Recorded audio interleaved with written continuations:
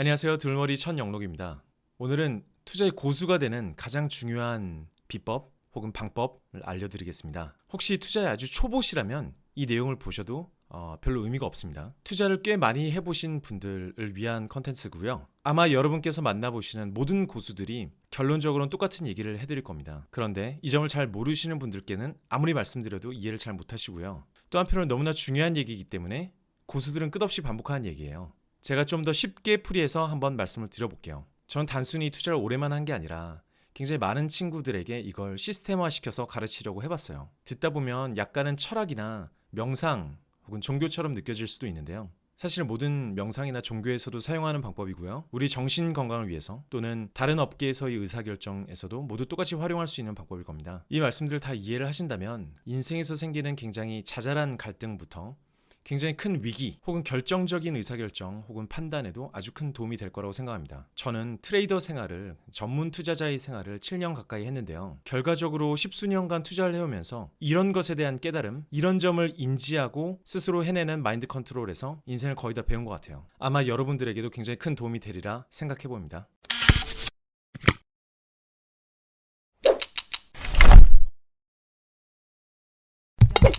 내용은 따지고 보면 굉장히 간단합니다. 우리가 생각하는 방식에는 굉장히 감정적으로 접근하는 방식이 있고 한편으로 또 굉장히 이성적으로 판단할 수 있는 방식이 있습니다. 근데 대부분 우리가 살면서 하는 생각들은 이 두 가지 조합이에요. 그래서 나의 생각이 딱 이성적이었다 혹은 감정적이었다 판단하기 굉장히 어렵습니다. 두 개가 섞여서 이 감정적 판단을 만들어내는 거죠. 이런 얘기 굉장히 많이 들어보셨을 거예요. 그죠? 머리로 생각하는 것과 마음으로 생각하는 것의 차이, 그리고 우리가 얼마나 비합리적인 판단을 많이 하는지에 대한 행태제모학이라거나 심리학에서 나온 얘기들을 보면서 우리가 얼마나 감정적인 동물인지를 우리 잘 알고 있죠. 분명히 머리를 쓰고 있는데도 알고 보면 무의식에서 이뤄진 감정에서부터 시작된 판단들이 들어갔다. 그래서 예전에는 좌뇌 우뇌를 나눠서 좌뇌의 역할과 우뇌의 역할이 굉장히 다르다. 마치 두 가지 인격이 있듯이 뇌의 역할이 다르다 이런 표현도 굉장히 많이 썼습니다. 모두 익숙한 얘기이시죠? 근데 알고 보면 이 좌뇌 우뇌로는 상당히 잘못되어 있다고 그래요. 대체로 이렇지만 아닌 경우들도 굉장히 많다. 왜냐면 생각보다 우리 뇌가 굉장히 복잡하게 작동하고 있거든요. 최근의 뇌공학에서 얘기하는 것은 좌뇌 우뇌가 완전히 나눠져 있는 것이 아니라 굉장히 직감적이고 직관적이고 순간적으로 전체 그림을 판단해서 결론을 내리는 뇌의 위치와 좀 더 천천히 합리적으로 또 이성적으로 계산하는 뇌가 해부학적으로 다른 부위에 있다. 단순히 좌뇌 우뇌가 아니라 기능들이 굉장히 세밀하게 나눠져 있다 이런 표현을 씁니다. 그러니까 좌뇌 우뇌는 너무 심하게 단순화한 거지만 결과적으로는 우리 뇌에 굉장히 구분되는 두 가지 기능이 있다라는 거죠. 단순히 기능이 아니라 우리가 사고를 하고 세상을 인지하는 좀 다른 관점의 작동 방법이 좀 다른 두 가지 지능이 있다라고도 얘기할 수 있을 것 같습니다. 근데 지금까지 우리는 지나해온 과정에서 이 이성적 판단적 능력과 감정 직감적 능력을 굉장히 골고루 융합해서 잘 사용했어요. 예를 들어서 감정적 판단이라는 것은 사실 가장 빠른 학습 방법 중에 하나예요. 무언가를 배울 때 두려움이나 기쁨, 슬픔이나 분노 같은 것을 섞어서 감정이랑 매치를 시켜서 배우면은 훨씬 빠른 속도로 배운다고 그래요. 왜냐면 그 감정이 각인되어 있으니까요.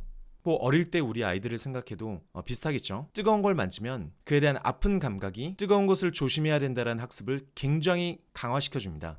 그래서 굉장히 하드코어하게 학습하는 분들은 하나하나 배울 때마다 자기 감정을 연루시켜서 감정을 갖다 붙여서 이 감정에 이런 느낌이다. 그런 식으로 새롭게 얻은 지식들을 머릿속 깊숙이 갖다 박는 방법을 안다고 그래요. 그렇지만 이것도 문제가 있죠. 우리가 판단하고 있는 것이 우리 머리로 판단한 건지 혹은 머리 안에 있긴 하지만 훨씬 감정적인 방법으로 접근한 것인지 스스로 인지하기가 굉장히 힘들다는 거예요. 우리는 소위 감정으로 결정하고 이성으로 합리화한다는 얘기를 많이 합니다. 안 그런 것 같지만 수많은 실험들이 있었어요. 우리가 과연 합리적으로 판단을 할 수 있는 것일까? 우리 의사결정은 머리로만 생각해서 의사결정을 내리고 있는 것일까? 예컨대 자동차를 구매할 때 우리가 진정 자동차의 스펙을 다 보고 하나하나 비교해서 구매를 하고 있는지 백이나 신발, 핸드폰, 옷 솔직히 이런 것들을 사면서 제대로 다 합리적으로 비교해서 구매하고 있는 사람이 얼마나 되겠습니까? 그래서 마케터들은 이 점을 굉장히 잘 알고 있어요. 우리 대부분은 감정적으로 먼저 호불호를 결정하고 호의가 생겼을 때는 그걸 합리화하기 위해서 숫자를 사용한다는 거죠. 역시 6단 자동 변속기여서 너무 좋은 것 같아. 300마력 이상은 돼야지. 이 브랜드는 너무 차분하고 따뜻해. 저 사람 왠지 멋진 걸. 이런 생각들을 마음으로 먼저 결정해 둔다는 거죠. 물론 여기서 얘기하는 마음이란 것은 결국 뇌 안에 있긴 합니다. 그래서 때로는 우리 뇌가 우리 무의식, 우리 감정적 의사결정의 노예예요. 그리고 그 판단의 근거는 굉장히 다른 뇌 부위에서 나온다는 거죠.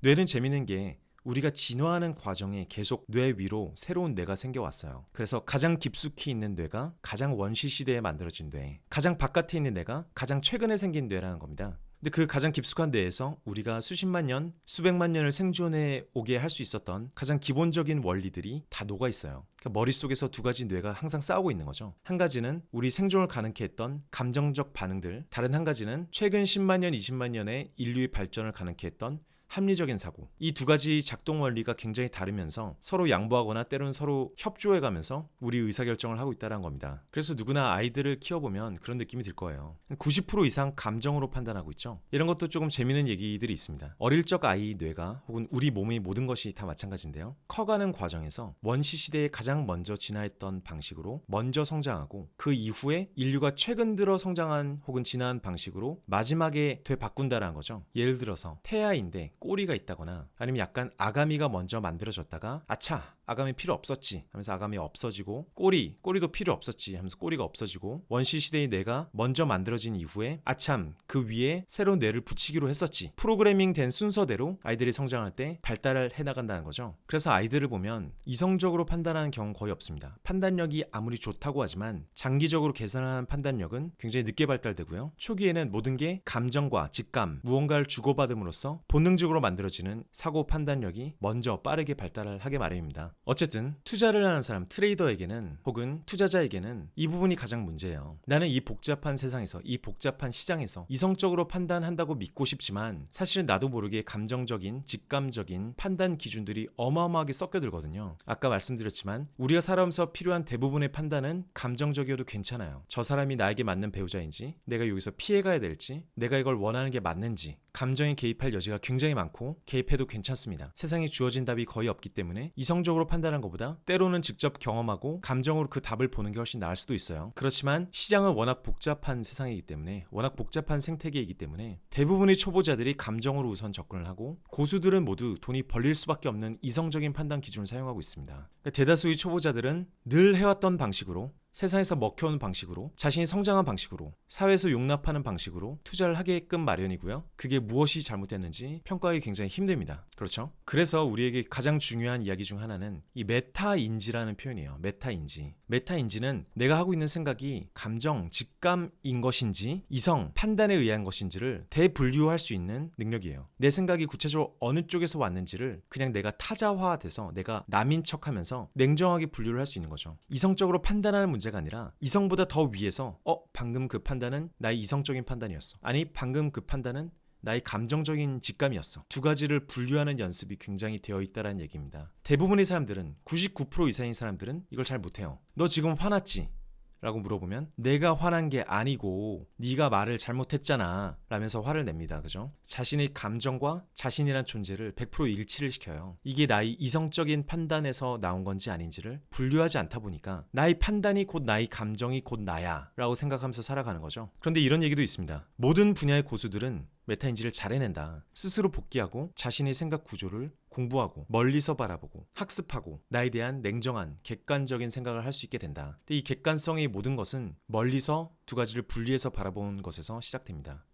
이게 어쩌면 불교에서 얘기하는 그런 불도일 수도 있겠죠. 모든 명상에서 가르치고 있는 내 자신을 약간 객관화시키자, 객체화시키자. 나의 감정이 꼭 나는 아니다. 나의 감정이 생각보다 내 생각 구조를 굉장히 물고 늘어지고 있다. 그래서 감정은 감정대로 흘려보내자 라는 게 불교에서 얘기하는 행복하게 사는 방식입니다. 지오프리 콜빈이라는 학자도 Talent is Overrated 이라는 책에서 이 메타인지의 중요성을 굉장히 얘기하고 있다는 거죠. 운동선수들에게도 이런 메타인지는 굉장히 중요하지만 운동선수는 가끔 열정적일 수 있잖아요. 그죠? 불같이 화를 낼 수도 있고. 하지만 투자자에게는 정말 이 감정이라는 것이 해만 됩니다. 나의 하루하루를 관장하는 어떤 나의 열정을 불태울 수 있는 어떤 분노나 더 힘을 내게 만드는 어떤 정신적 연료가 아닌 이상 시장에서 살지 팔지 이것을 지킬지를 판단할 때 이런 감정들이 들어간다는 것은 굉장히 불리해진다는 거죠. 그래서 아닌 것 같지만 시장에 들어가면 이와 같이 초기 시장에서는 낙관을 하다가 흥분했다가 스릴을 느끼다가 고조감을 한껏 느끼다가 불안해지고 하락을 부정하고 공포에 빠지고 절박해지고 패닉하다가 또 현실에 항복하기도 하고 너무너무 좌절해서 우울해지기도 했다가 약간의 반등에 희망을 갖고 어느 정도 반등하면 안도를 하고 이후에 또 낙관을 하게 됩니다.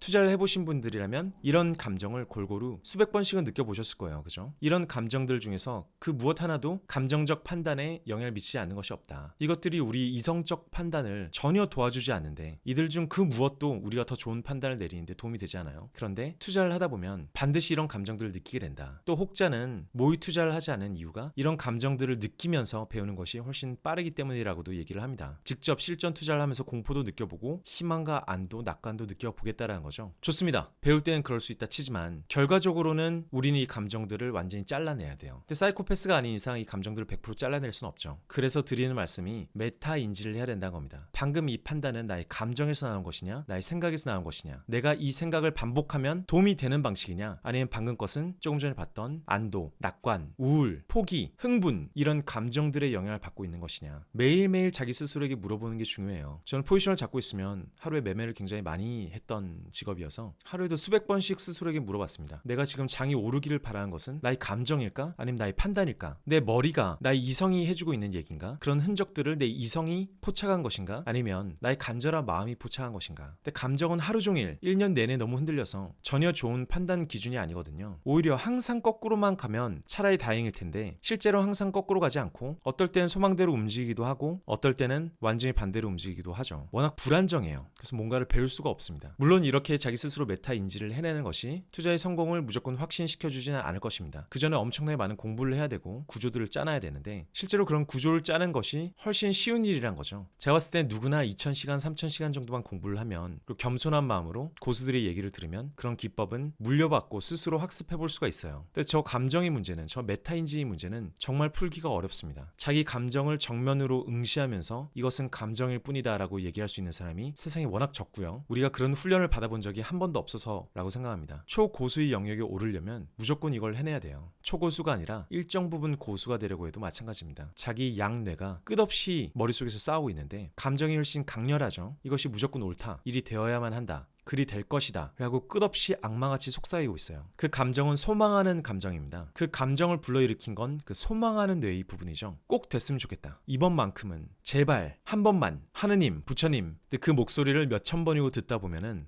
소망하는 뇌에서 나온 목소리랑 이성적인 뇌에서 나온 목소리랑 목소리 톤이 다르고 말투가 다르고 내용이 다르고 호흡이 다르고 리듬이 좀 달라요. 그걸 알아채기 시작하시면 투자에서 성공할 가능성이 기하급수적으로 올라가기 시작할 겁니다.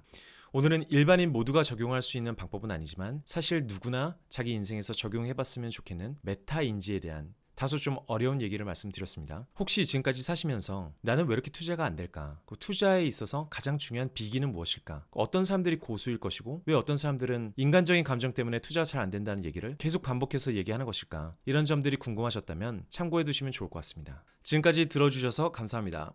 저는 두물머리 천영록 대표입니다.